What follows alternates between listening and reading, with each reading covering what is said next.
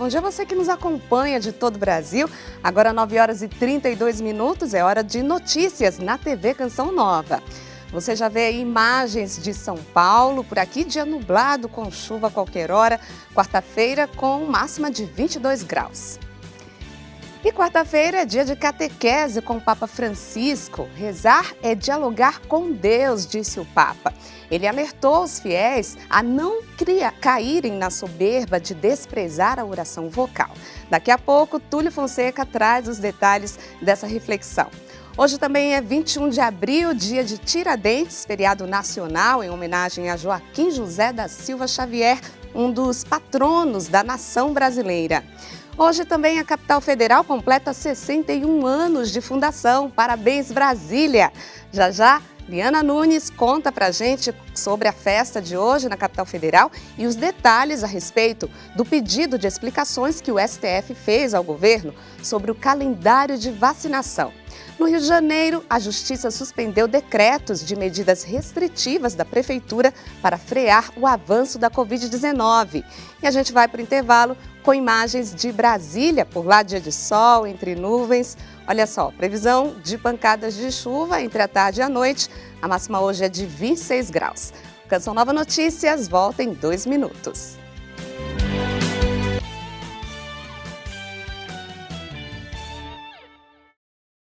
E na catequese de hoje, o Papa refletiu sobre o valor da oração espontânea, pronunciada com os lábios.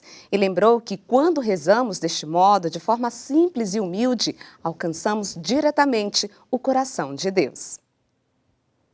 Olá, bom dia a todos. O Papa Francisco iniciou a catequese dizendo sobre a importância da oração como diálogo com Deus e afirmou que o ser humano é a criatura capaz de tornar a oração palavra, invocação, cântico e até mesmo poesia.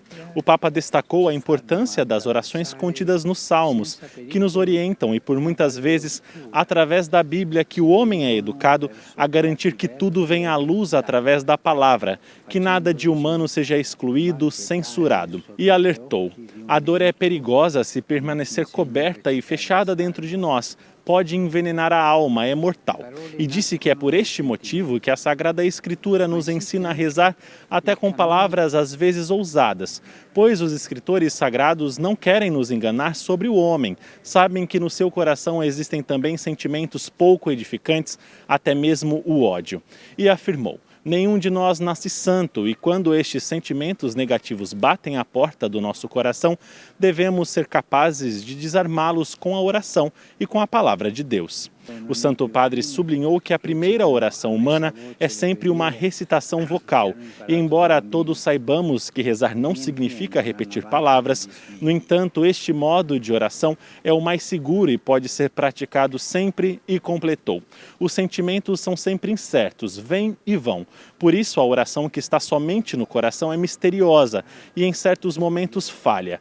Já a oração dos lábios, aquela que é sussurrada ou recitada, está sempre disponível e é tão necessária quanto o trabalho manual.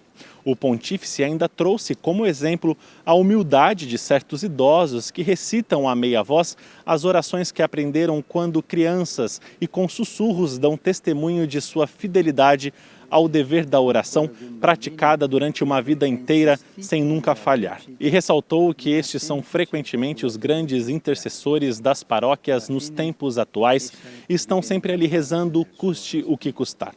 O Papa Francisco também destacou a importância das jaculatórias cristãs e disse que podemos exercitar em repeti-las sempre, a ponto de se tornarem tão presentes em nosso cotidiano como a nossa respiração. E concluiu dizendo que não devemos desprezar a oração vocal, pois esta é a oração dos humildes e que as palavras pronunciadas quando rezamos nos dirigem a Deus. E por fim destacou a oração vocal que Jesus ensinou, o Pai Nosso, que é simples, mas ali contém tudo e podemos rezá-la sempre.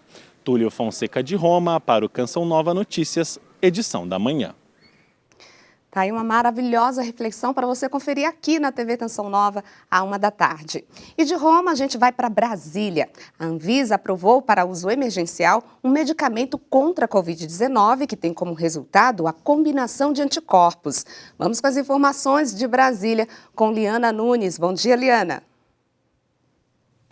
Bom dia, Alane, bom dia a todos. Olha, a primeira informação que precisa ser ressaltada é que esse medicamento não vai ser comercializado. As pessoas não vão poder encontrar o Regencov nas farmácias, até porque ele só vai ser aplicado em hospitais para pacientes com casos leves e moderados, para que essas pessoas não avancem ainda mais com a doença. O Regencov, de acordo com os especialistas, tem efeitos colaterais mínimos, tá bom? Agora, uma outra informação é que o STF, através do ministro Ricardo Lewandowski, determinou que o governo federal tem aí um prazo de até 5 dias para retornar com a divulgação do cronograma do PNI, o Plano Nacional de Imunização, informando para a população a quantidade de doses recebidas no Brasil e também quem serão aí os grupos prioritários deste mês de abril e dos meses seguintes. Atualizando você com os dados da Covid-19, nas últimas 24 horas foram registradas 69.381 casos confirmados. Já são mais de 12.561.689 casos recuperados, 12,83% da população brasileira já receberam aí a primeira dose da vacina e 5,06% já foram vacinados com a segunda dose. O Brasil atinge aí a triste marca de 378.003 mortos pela Covid-19.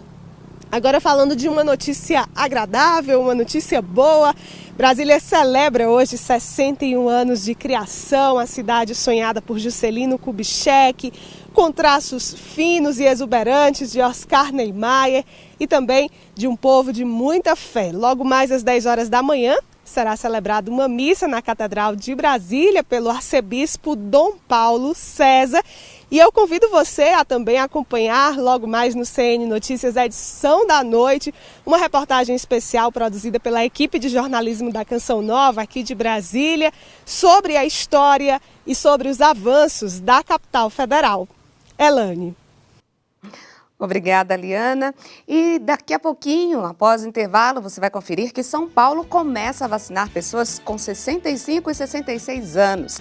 Vamos para o intervalo com imagens da Ponte Hercílio Luz, lá em Florianópolis. Por lá, dia chuvoso, com termômetros entre 18 e 22 graus.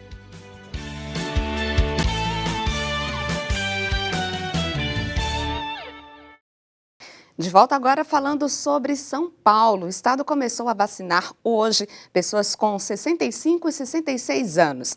Quem tem os detalhes ao vivo é o repórter Sidney Fernandes. É com ele que a gente conversa agora. Bom dia, Sidney.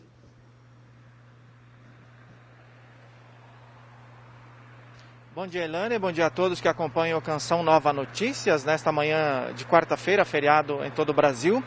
Pois é, os postos de saúde, mesmo sendo feriado, estão abertos para atender pessoas com 65 e 66 anos que vão receber a vacina contra a Covid-19 em todo o estado de São Paulo.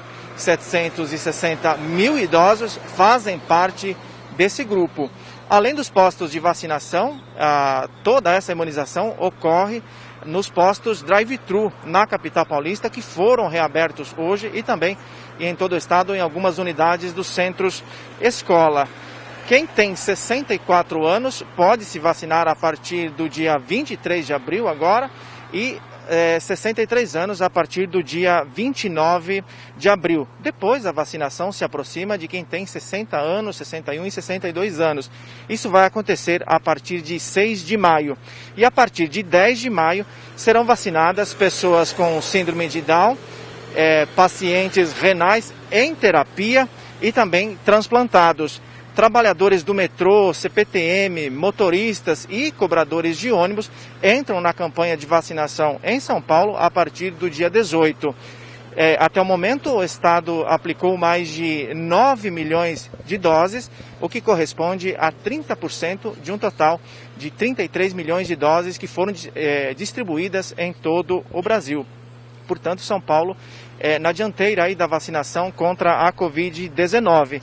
Só lembrando que para agilizar o processo de vacinação, aqui em São Paulo, a recomendação é que se faça o cadastro no site Vacina Já do governo de São Paulo. Elane, eu volto com você. Obrigada, Sidney, atualizando aí pra gente como está a vacinação em São Paulo. E a Justiça do Rio suspendeu nessa terça-feira decretos da Prefeitura que estabeleceram medidas restritivas para frear o avanço da Covid-19. Quem traz as informações é Silvia Helena Gonzaga. O Rio de Janeiro amanhece ainda sobre o impacto de uma liminar proferida pela juíza Regina Lúcia Schuker, da 6ª Vara da Fazenda Pública, que no final da tarde de terça-feira, dia 20, suspendeu os decretos do Rio de Janeiro, da Prefeitura do Rio de Janeiro, que estabeleciam medidas restritivas que tinham o intuito de frear o avanço da Covid-19 na cidade. Segundo a juíza, os decretos da Prefeitura feriam o direito fundamental das pessoas de ir e vir e cerceavam a sua liberdade. A decisão da juíza autoriza a volta do comércio ambulante, a permanência das pessoas nas areias da praia, a abertura de boates, bares e a permanência das pessoas na rua entre as 23 e 5 horas da manhã, coisa que o decreto tanto elucidava como necessário para conter o avanço da Covid-19 na cidade. Em nota, a Prefeitura disse que ainda não foi notificada da ação, né? A Procuradoria-Geral do município, da Prefeitura, não recebeu essa notificação oficial. E em nota disseram que tão logo recebam essa notificação, eles vão recorrer dessa decisão. Lembrando que o Rio de Janeiro ainda se encontra em estado bastante crítico em relação aos números da Covid-19, que continuam aumentando no estado, e os hospitais ainda continuam bastante impactados, né, com o grande número de pessoas internadas nas enfermarias e nas UTIs. Silvia Gonzaga, do Rio de Janeiro, para o Canção Nova Notícias, primeira edição. Vamos falar sobre o tempo? No próximo fim de semana, dias 23 e 24 de abril, uma massa de ar frio deve provocar queda da temperatura no sul e em partes das regiões sudeste e centro-oeste do país. Até o início da semana que vem, serão dias frios, com previsão de geada para a região sul. Confira agora a previsão do tempo para hoje em todo o país. Na região sul, chove rápido no litoral norte do Rio Grande do Sul e o tempo fica instável entre o leste de Santa Catarina e do Paraná. No sudeste, chove em vários momentos em todo o leste de São Paulo e no Rio de Janeiro e tem pancadas de chuva no norte de Minas. No restante da região, tempo seco. O sol predomina no Mato Grosso do Sul, sul de Mato Grosso e na maior parte de Goiás. Nas outras áreas do centro-oeste, pancadas de chuva isoladas. Chove em vários momentos do dia no leste do Tocantins, sul do Pará, sul do Amazonas e norte de Rondônia. Tempo seco no norte de Roraima. Calor e pancadas isoladas nas outras áreas. Chove rápido no litoral do Rio Grande do Norte, leste da Paraíba, Pernambuco e Alagoas. Nas demais áreas, tempo instável. Os maiores volumes são previstos na Bahia, norte do Maranhão e do Piauí. Agora a gente fala sobre o noticiário internacional. A condenação do ex-policial pela morte do afro-americano é destaque nos jornais estrangeiros. O Washington Post estampa rara condenação por assassinato e envia mensagem sobre violência policial. O veredicto de Chauvin deixou cidades em todo o país prontas para protestos, mas o que aconteceu foi uma celebração. Avenida estampa: Biden, um passo à frente contra o racismo. O Tribunal de Minneapolis considerou culpado o policial que sufocou o afro-americano. Após 2 semanas de depoimentos e de ter assistido várias vezes o vídeo dos últimos momentos de George Floyd que repetia "não consigo respirar", os 12 jurados não tiveram dúvidas. Derek Chauvin é culpado. O The Guardian destaca: Derek Chauvin foi condenado pelo assassinato de George Floyd de forma rápida e unânime por todas as acusações que enfrentou: homicídio 2º grau, 3º grau e homicídio culposo. E a seguir, nova lei do marco regulatório do gás deve gerar preços mais baixos para o consumidor. A gente sai agora com imagens de Aracaju, praia de Aruana, na capital sergipana. Tem previsão de pancadas de chuva a partir da tarde, né? A máxima hoje é de 30 graus.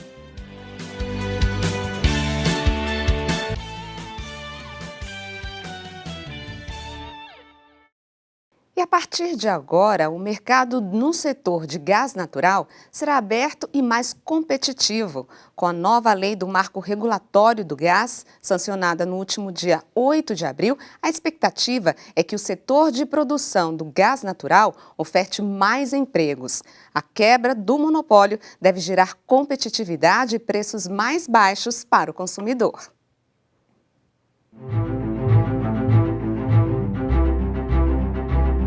Sergipe é um dos maiores produtores de gás natural do Brasil e com muitas reservas no litoral inexploradas.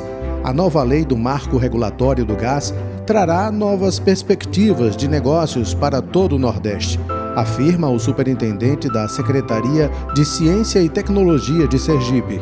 E agora em junho, a perfuração do primeiro poço pela Exxon. Então nós poderemos ter suprimentos de gás do litoral. O volume de gás a ser produzido atende à necessidade do Nordeste inteiro. Então Sergipe será a porta de entrada de um grande volume de gás. A Agência Nacional do Petróleo avalia que a partir da sanção da Lei do Gás, o primeiro impacto do mercado será a geração de empregos. Com a geração de até 30 mil novos postos de trabalho. Isso tudo em decorrência deste novo marco legal. De acordo com o governo federal, a estimativa é que sejam investidos nos próximos 10 anos 60 bilhões de reais na produção de gás natural, que deve triplicar até o ano de 2030. Um dos entraves para que a nova lei do gás traga resultados é a quebra do monopólio. Com mais empresas, além da Petrobras, explorando o gás natural, a competitividade deve aumentar e pode provocar queda dos preços nos próximos meses na bomba de combustível. Mas para isso, contratos vigentes deverão ser revistos, alerta o representante do Sindicato dos Donos de Postos de Combustíveis de Sergipe. Mas um dos grandes entraves que nós entendemos são esses contratos. No caso, o contrato da Sergás com a Petrobras hoje torna-se inviável a competitividade do produto. Então precisa ser revisto esses modelos de contratos. E o Canção Nova Notícias fica por aqui. Outras informações você confere no noticias.cançãonova.com ou no Canção Nova Notícias, edição da noite, às 6h45. Um ótimo dia para você, fique com Deus e até a próxima.